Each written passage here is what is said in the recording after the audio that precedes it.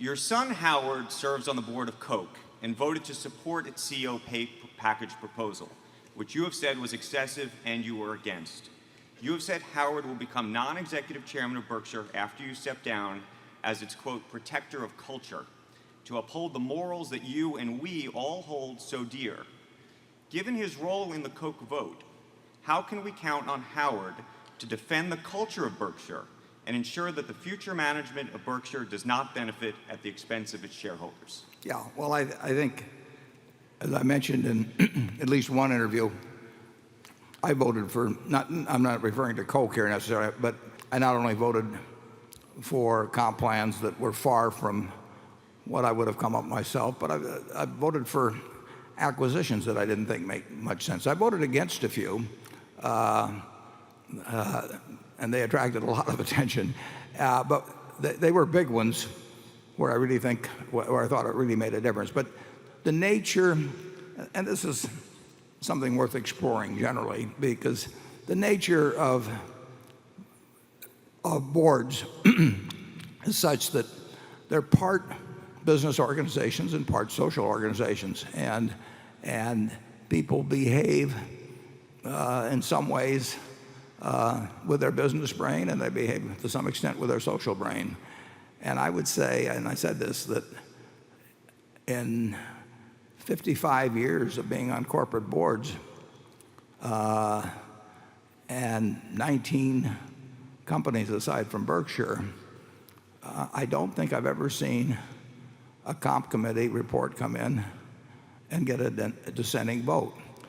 And the social reason for that is that the board organizes itself in a way whereby certain activities are delegated to a smaller portion of the board, one being a compensation committee, and that committee presumably meets for a few hours or the day before the meeting, or maybe the morning of the meeting, and then they go into a board meeting, and the comp committee reports on its activities, and you've delegated that activity as a board member to that group.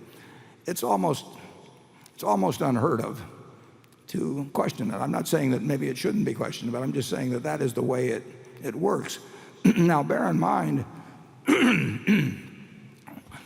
that the so-called independent directors on such a board are probably receiving maybe $200,000 a year, maybe $300,000 a year. Believe me, they are not independent. They're independent as measured by some standards, perhaps, of the SEC. But they, how would you feel about having a job that required you to go to work 4 or 6 times a year, pleasant company, certain amount of prestige attached with it, and on top of it you get paid maybe $300,000 a year, and you kind of hope to get another job like that? That is not independence. So you get a group coming in like that from the comp committee. And in those 19 boards, I was put on the comp committee exactly once. Charlie might be able to tell you exactly what the result was that time. They do not look for Dobermans.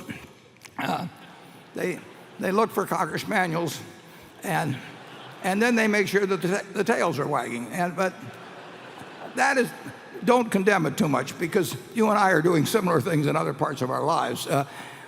The social dynamics are important in board actions.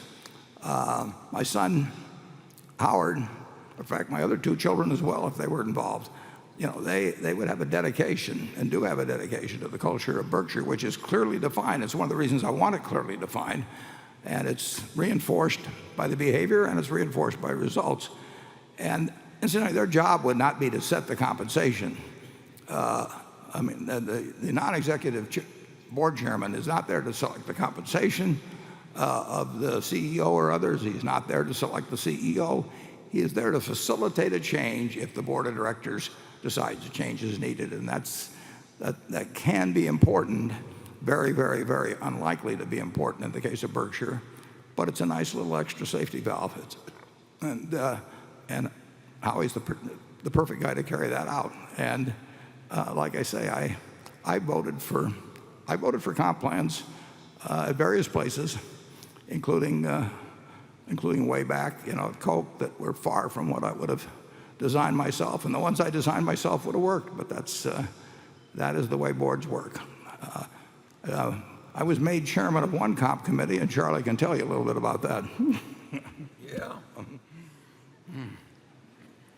Warren was totally voted down at Solomon Inc. In fact, people acted like, what in the hell is he doing? How could he be disapproving compensation on Wall Street? And I think the general idea that a person should just shout disapproval all day long of everything he disapproves of is very suspect. In the world in which we inhabit, people accomplish more if they pick their spots.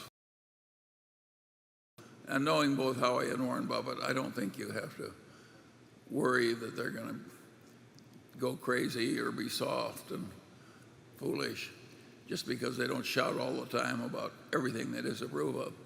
If we all did that, we wouldn't be able to hear each other. Yeah.